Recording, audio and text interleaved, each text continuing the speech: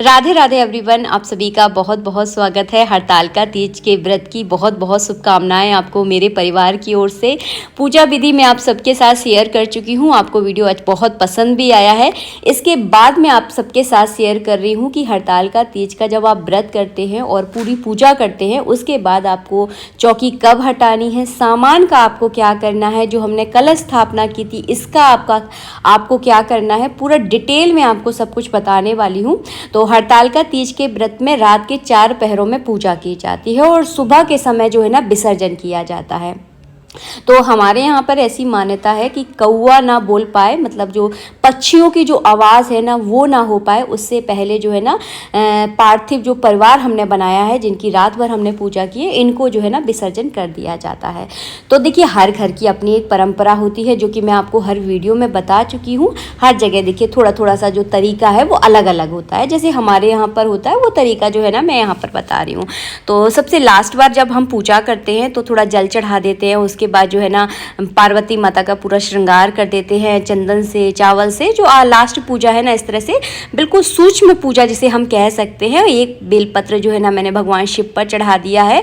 फिर से जो है ना एक बार मैं उनका भोग लगा देती हूँ, ताकि देखिए कोई भी मेहमान को जब आप अपने घर में बुलाते हो ना, तो उनको कुछ खाकर पिलाकर ही जो है ना भेजा जाता है। तो लास्ट जब हम विसर्जन करने वाले हैं ना, उस समय आप कुछ भोग ज़रूर लगाएं।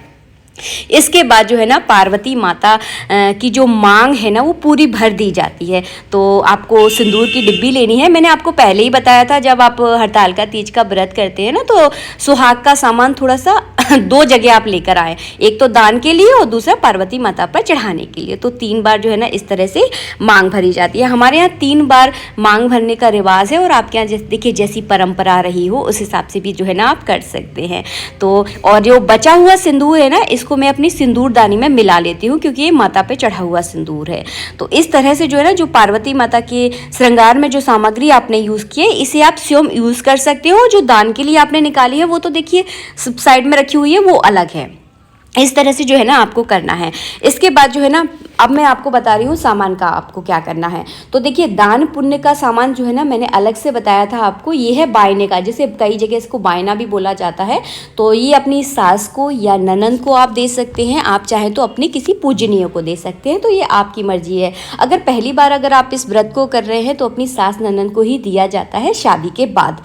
नारियल जो हमने प्रसाद के रूप में आप जो है ना फोड़कर खा सकते हैं, जो हमने भगवान शिव पर अर्पित किया था। तो इसे आप प्रसाद के रूप में फोड़कर सभी परिवार वालों को बांट दें। इसके बाद जो है ना इस तरह विसर्जन के जो है ना चावल छोड़े जाते हैं। जाओ जाओ भोलेनाथ विसर्जन है, कल फिर आना निमंत्रण है। तो हरतालिका तीज का व्रत तो जो है ना साल में एक बार ही आता है। तो थोड़ी सी आप चौकी को इस तरह से हिला दें, थोड़ा कलश को हिला दें। चावल कलश के ऊपर और चौकी के ऊपर, दोनों के ऊपर जो है ना आपको चढ़ाने हैं। और प्रसाद जो हमने चढ़ाया था इसको जो है ना आप प्रसाद के रूप में बांट सकते हैं। फल जो हमने चढ़ाए थे ये भी आप जो है ना प्रसाद के रूप में बांट सकते हैं। इसके बाद जो खीरे हमने चढ़ाए थे, इन खीरों से ही अपने व्रत को पूरा किया जाता है। मतलब ये है कि जब आप कुछ खाएंगे इस व्रत को पूरा करने के लिए, तो सबसे पहले जो है ना खीरा ही खाया जाता है जल पीने के बाद। तो खीरे से ही व्रत पूरा किया जाता है। कलश के जल को आप अपने पूरे घर में जो है ना इस तरह से छिड़क देंगे। कलश के अंदर जो हमने सिपाड़ी की गांठ, हल्दी, 1 रुपए का कलदार डाला था, इसको आप जो है ना दूसरी वाली पूजा जब भी आप कभी कलश स्थापना करें इसको यूज़ कर सकते हैं। इसको बार बार विसर्जन करने की ज़रूरत नहीं होती। अगर आप विसर्जन करना चाहते हैं तो कर सकते हैं, वो आपकी मर्जी है। तो इस तरह से आपको करना होता है। और हाँ, हल्दी की गांठ और सिपाड़ी को सूखा ज़रूर देना, ऐसे ही मत रख देना वरना ख़राब हो जाएगी। क्योंकि रात भर जो है ना ये जल में रही है ना, तो थोड़ा इसमें मॉइस्चर बहुत ज़्यादा आ जाता है, तो आप इसको थोड़ा सुखा लें। इसके बाद जनेऊ का क्या किया जाता है, ये क्वेश्चन मुझसे बहुत ज़्यादा पूछा जाता है। तो अगर आपके घर में देखिए कोई जनेऊ पहनता है तो उनको आप जनेऊ दे सकते हैं। हर चीज़ नदी में विसर्जन आप कर देंगे तो ऐसे ही जो है ना वो पानी में बहती हुई बह जाएगी। लेकिन अगर घर में कोई यूज़ कर सकता है तो इससे बेटर तो कोई हो ही नहीं सकता। तो आप जो है ना यूज़ कर सकते हैं प्रसाद के रूप में भगवान से लेकर। इसके बाद जो है ना हमने पूरी चौकी हटा दी।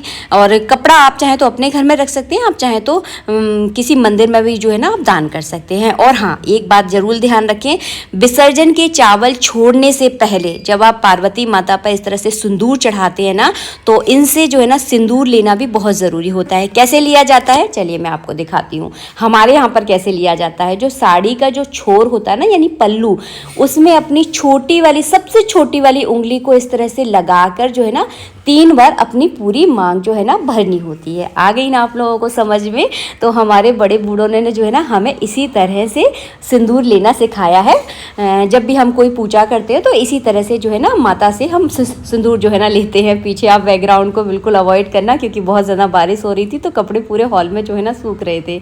इसके बाद आ गई हूँ मैं नदी के किनारे। अगर आपके आसपास नदी तालाब कुछ भी नहीं है तो आप किसी टब में जो है ना कोई बड़ा सा बर्तन ले लें, उसमें जल भरकर भी जो है ना पूरे पार्थिव सिर्फ परिवार को जो है ना उसी में आप विसर्जन कर सकते हैं। हमारे आसपास नदी है भगवान की कृपा से, तो हम जो है ना एक एक सबसे पहले आपको गणेश जी को इस तरह से जो है ना बहती हुई धारा में जो है ना इस तरह से प्रवाहित करने हैं। देखिए आप लोग ध्यान से देखिए। इसी तरह से जो है ना आप अपने घर में भी कर सकते हैं। देखिए पूजा पाठ जो है ना हमेशा सुविधा के अनुसार होती है, जैसे आपके घर में सुविधा हो, जैसी व्यवस्था हो, उस हिसाब से जो है ना आप कर सकते हैं। तो सबसे पहले गणेश जी को जो है ना जल में प्रवाहित कर देंगे, उसके बाद पार्वती माता को, और लास्ट में जो है ना भगवान शिव को किया जाता है। तो भगवान शिव परिवार की जब आप पूजा करते हैं तो पूजा का क्रम भी जो है ना सबसे पहले यही रहता है। सबसे पहले गणेश जी की प्रधानता है, उसके बाद पार्वती माता की, उसके बाद नंदी जी की, फिर उसके बाद कार्तिकेय की, और फिर जो है ना भगवान सर्प की, और फिर जाकर जो है ना भगवान शिवलिंग की जो है ना पूजा की जाती है।